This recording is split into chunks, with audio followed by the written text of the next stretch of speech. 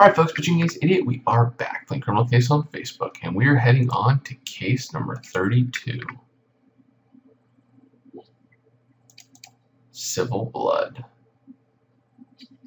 Well, these are treacherous times for Crimson Banks. The once peaceful Quota has been plunged into an all-out gang war between the Irish and the Italians. No sooner had Franca Capecci declared war on the Irish to avenge her husband's death, and then we find an Irish casualty on the Italian side of the river. And though we don't know who it is, we've learned the Irish have a new leader who may well be hatching their own plans this very instant. Oh, botheration, Ace. I've just received word that Papa, Mario Fortuna, a prominent figure in the Crimson Bank community, has been found murdered. People will be knocking on my door before long, which is frankly unacceptable. You must nip this in the bud, Ace. Mr. Fortuna's body was found in the marketplace. You better hurry before it opens for the day.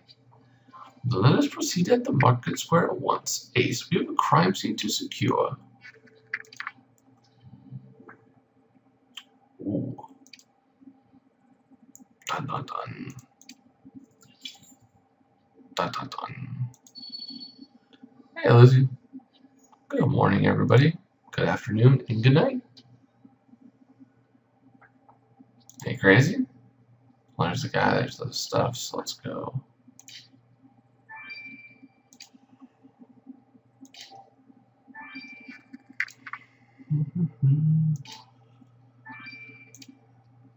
So we have Bleaks, we have the Crow, and then we have Garlic.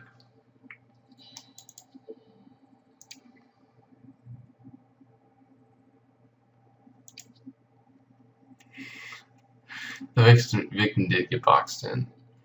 Well, the chief was correct. Papa Mario Fortuna has been murdered. The body evidently was brought here in that wheelbarrow, meaning Mario was murdered somewhere else. Perhaps one of the clues you found will lead us to another crime scene. The pile of broken metal may have fallen from the wheelbarrow. Resembling those pieces could give us a lead. And someone was either careless, misplacing this fancy silver pendant in the market. Let's examine those carvings to determine exactly who it belongs to. Whatever the motive for Papa Mario's murder in this macabre display, it will do nothing to ease the tensions at Crimson Banks. We must get to the bottom of this before the gang catches wind of it. I wonder if Luigi is the murderer. Anyways, guys, I gotta grab some stars. I will see you guys in a little bit. Genius Idiot. Au revoir. Alright, folks, Genius Idiot, we are back. Let's examine.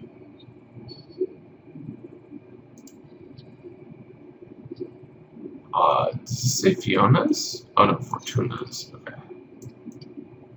Oh, look at this Luigi. Alright. Ace, those metal pieces you surmise have fallen from the wheelbarrow advertised an establishment called Luigi Fortuna's Delicatessen. Fortuna, that's our victim's last name. Perhaps this Luigi is a relative of Mario's. I agree, Ace. We must investigate this delicatessen post-haste. Yep, we all called it.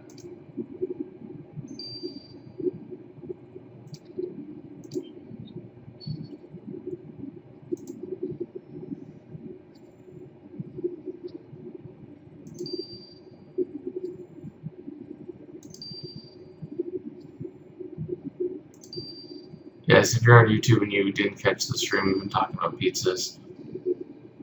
Hawaiian pizza with jalapenos on it. Nice. It's a good idea. This painting we found on the marketplace seems to have been a custom made for a certain Veronica Rochester. So our paths cross again. We haven't encountered anyone from the Rochester dynasty since Leopold Rochester during the World Exhibition. At least this explains the expensive piece of jewelry. After all, they are the most affluent family in Concordia, but I wouldn't expect Mrs. Rochester to be so careless with their valuables. Nevertheless, if Mrs. Rochester frequented the marketplace where a victim was killed, speaking with her could assist our inquiries. Another Rochester. Yeah, if there's a Yoshi, that would be hilarious. There's another guy that's Yoshi that's a suspect.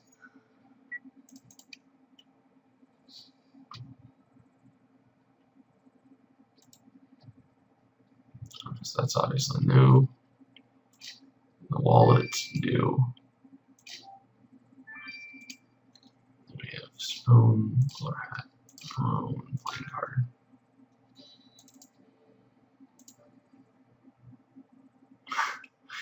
true. I forgot about Wario.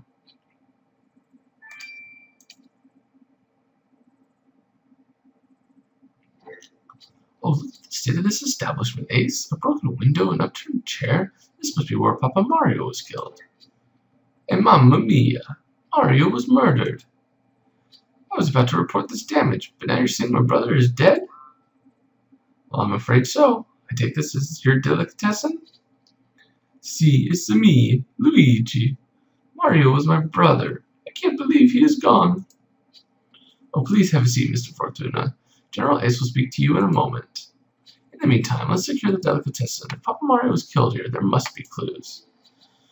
One step ahead of me as always, Ace. That appears to be Mario Fortuna's wallet. I'll leave you to flip through and see what's inside.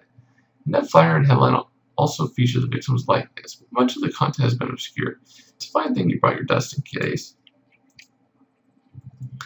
So how much do you want to bet that Luigi is jealous of Mario getting all of the publicity?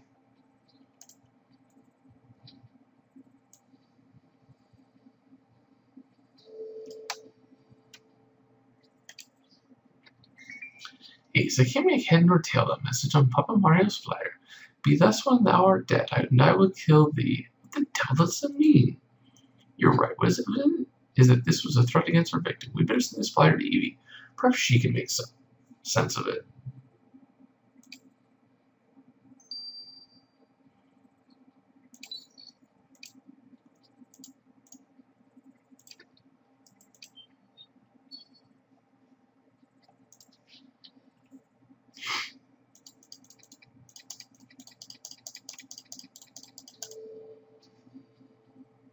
Interesting. Splendid work, Ace. The business card you found on our victim's wallet will surely provide us with a new suspect. This card belongs to a certain Kieran Quinlan. A man of Papa Mario's standing must have had dealings with all kinds of businessmen. Perhaps this Mr. Quinlan was one of them. Let's seek an audience with Kieran Quinlan to find out.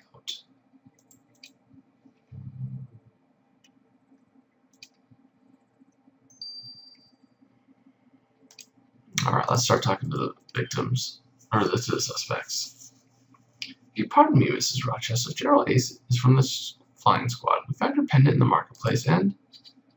Oh, so you're the people who dealt with my son's misbehavior. Archibald's been in Switzerland for months, learning about finance so he can take over my business. That boy's been idle for far too long. Ooh, I hadn't realized that you were Archie's mother. However, we're not here about your son. We're investigating the murder of a certain Mario Fortuna. Wait, Papa Mario was killed? Oh, good heavens!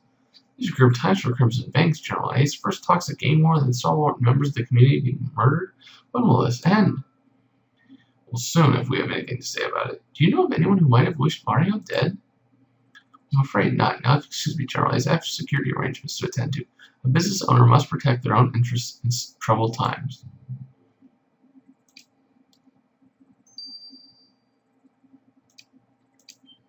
Oh, what's up, Luigi? Shechajija. Who would murder a man like Mario, my poor brother? Well, in our experience, Mr. Fortuna, even the gentlest of souls can be targeted to murder. But everyone loved Mario. He was such a kind and generous man. We migrated together from Italy in our youth to build a new life for ourselves. Mario always strived to serve his community, while I opened this humble delicatessen. When I came here this morning, I found this damage, but I didn't know Mario had been hurt. I have no idea why he would have been here. But to think he was killed right here, in my deli. Well, you have our condolences, Mr. Fortuna, and I assure you, General Ace will find your brother's killer.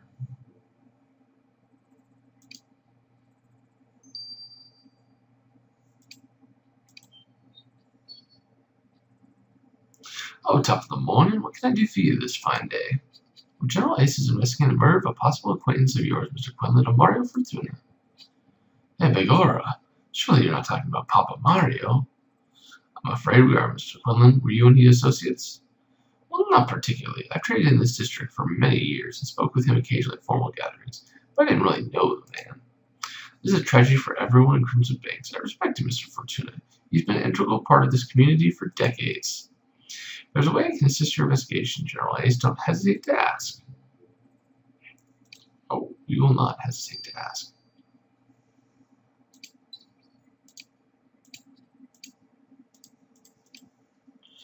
Oh, Ace, for once I didn't have to search high and low to find information about the flyer. Viola says it's a quote from one of her favorite plays.